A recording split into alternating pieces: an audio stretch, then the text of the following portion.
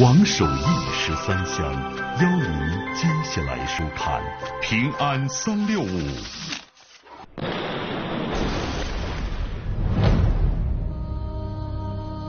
我叫宁宇，来自四川德阳，今年18岁。我叫袁海，来自四川德阳，今年17岁。只要有一心事，我们有个眼神。马上给你救出去，兄弟！马上救出走！别人住，兄弟！这个其实孩子比我的孩子都小。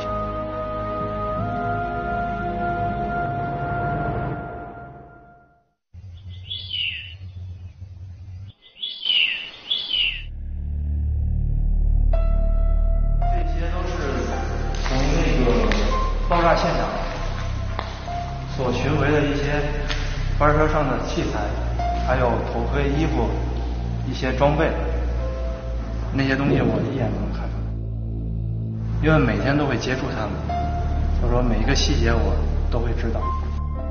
这个是扩张器，面目全非了，已经认不出来了，被当时那高温能融化了。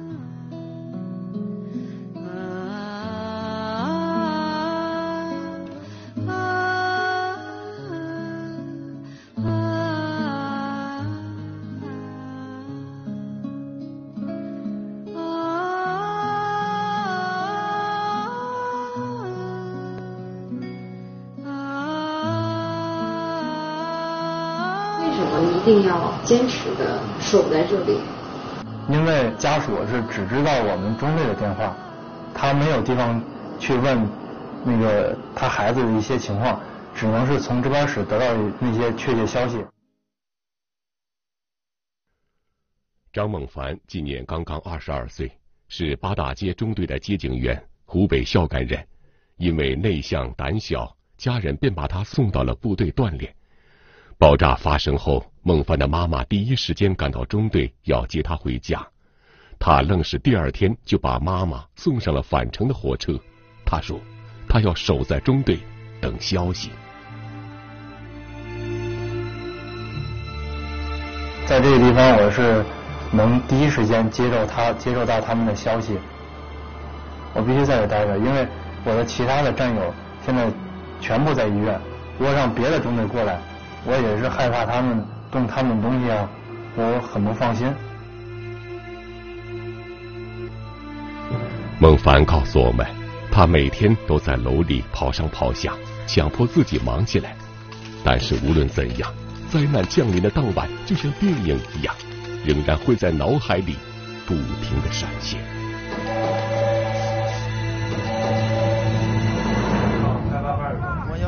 我在家里看到天津港那边着火了，你快来看看吧！119，我这边岳云路这边，快点！我们全都不知道是什么。摇啊！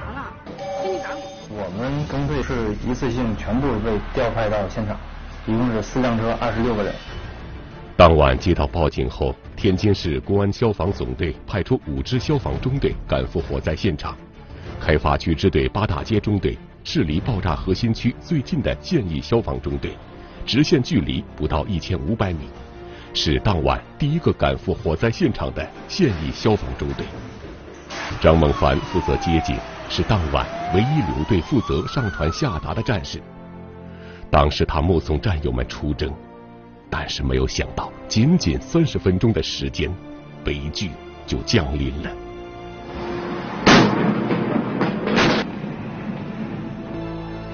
亲眼看见我面前玻璃呀、是窗户啊、门呐、从那个门那儿又喷出去了。当时我是也正好看到那个蘑菇云升起嘛，现场情况一般比想象的可能会更惨，没办法接受。在镜头面前，孟凡一直努力控制情绪，绷不住的时候，他就低下头不说话了。可是当他望向马路对面那4辆在爆炸中被烧毁的消防车时，在玻璃上还是映出了他憋得通红的脸。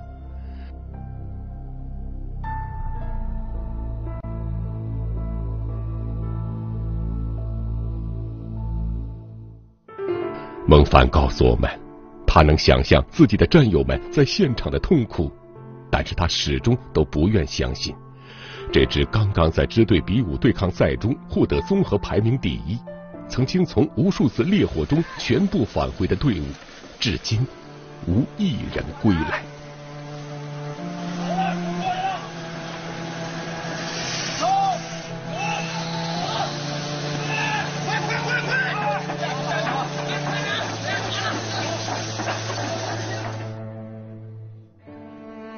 前方是杨刚从家里带来的咖啡豆，然后是送到了我们中队。张孟凡所说的杨刚是八大街中队入伍3年多的战斗员，不幸在812爆炸事故中牺牲。他为什么要种这个东西呢？因为当初他是开玩笑说是我们每天就这么累，然后等这个咖啡熟了之后，我们自己中队做成那咖啡，然后每天累的时候冲上一杯，可以解解乏。孟凡说，每天他都会给咖啡豆浇水，都会想起杨刚。爆炸发生前，他才刚刚过完23岁的生日。现在杨刚不在了，再也没有人给自己理发了。杨刚他当兵之前，他是学过那种电工的一些技能，中队哪坏了他就会去帮忙修，然后他自己也买了一套那种理发工具，也是不管是谁如果找他了，他也会很乐意去帮你去理。孟凡告诉我们，大家管杨刚叫杨师傅，但是杨师傅刚开始理发时，兄弟们还是颇有些担心，怕他手艺不好，剪坏了找不到女朋友，于是提出来互相理，就算杨刚理出来的头发难看，也算扯平了。孟凡说，只要听到走廊里有阵阵的嬉笑声，一般都是某个兄弟在被杨刚按着理发，这通常是大伙最开心的时刻。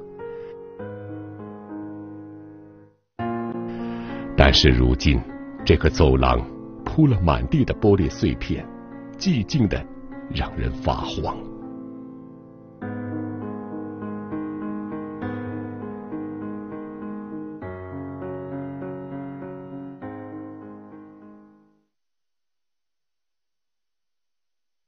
这天，张孟凡等来了指导员李洪喜的家人，他们来中队收拾遗物。面对李洪喜的一摞摞奖状，家人哭了。他从来到家也不说他那个好的东西，你知道吗？他就是不管口也好、累也好还是甜也好，就从来不跟家里说，回到家就是乐乐呵呵的。李洪喜的家人告诉我们，目前最难的事儿就是面对李洪喜下个月才刚满3岁的儿子。早晨起突然间，我爸爸呢？我爸去哪儿了？昨天中午有一个警车在响，他就说：“哎呀，救火的，我爸爸又救火去了。”他一说，我们这心都揪了。爆炸过去了近1个月，战友们陆陆续续的被找到，但是让孟凡焦虑的是，自己的中队长梁世磊却始终杳无音讯。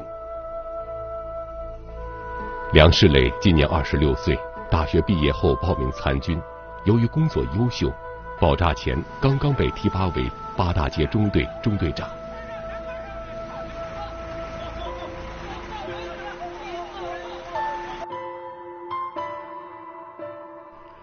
这些微信是未婚妻发给梁世磊的。两个人本来打算8月13日去领结婚证，如果没有8月12日深夜那场爆炸，梁世磊已经是一名新郎。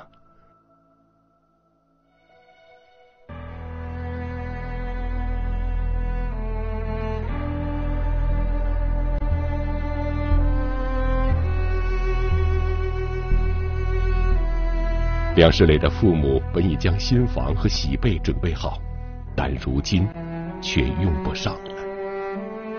在失联名单上，梁世磊的名字带了将近1个月。在他失联的30天里，梁世磊的父母内心承受着难以想象的煎熬。后来啊，下了2次雨，每一次下雨我都特别难受，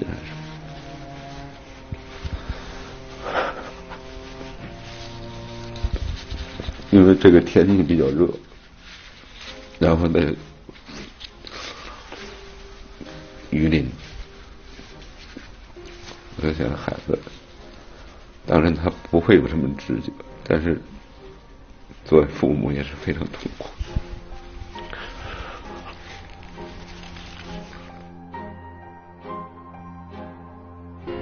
9月10日15时，搜救人员终于在爆炸核心区6米深的土层下面找到了梁世磊的遗体。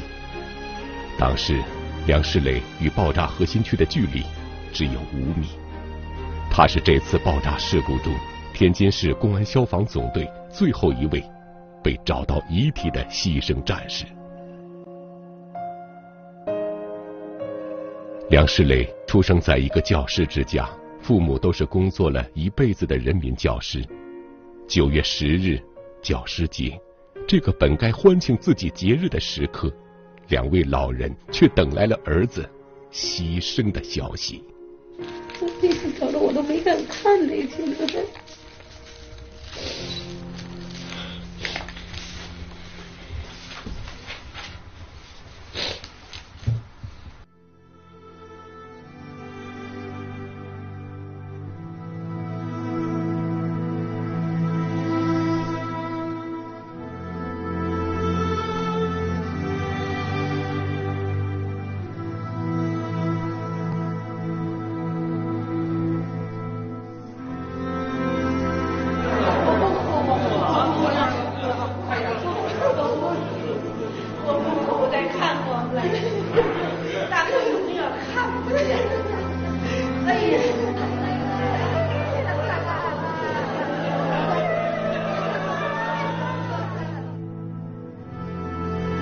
梁世磊的父母没有让孩子安葬在家乡宝坻区烈士陵园，他们觉得应该让孩子归队，让孩子和同生共死的战友们安葬在一起。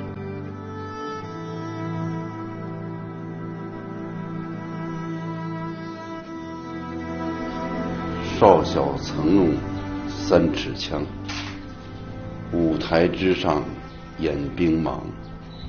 从闻未曾望习武，象牙塔下砌红妆。曾因军律战飒爽，更喜我儿意志刚。一腔热血洒滨海，唯愿家国永安康。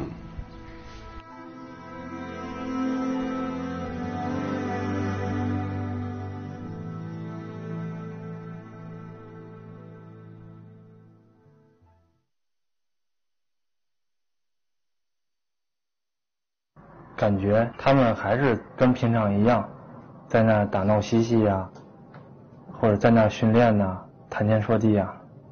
我站在楼道，感觉好像推开门就能看见他们坐在那聊天是一样的。那一个人进去你会害怕吗？也会害怕，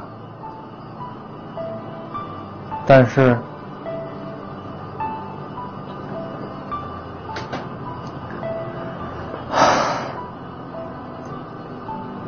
我想为他们做更多的事儿。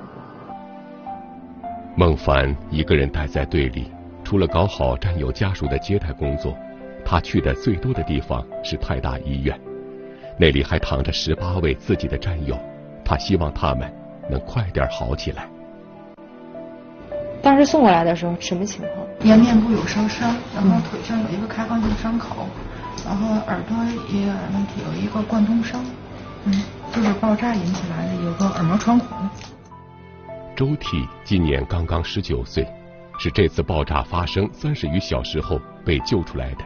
经过治疗，她的伤情已经好转，但周娣的父母始终不敢让她照镜子。20来岁的男孩子正是爱美的年龄。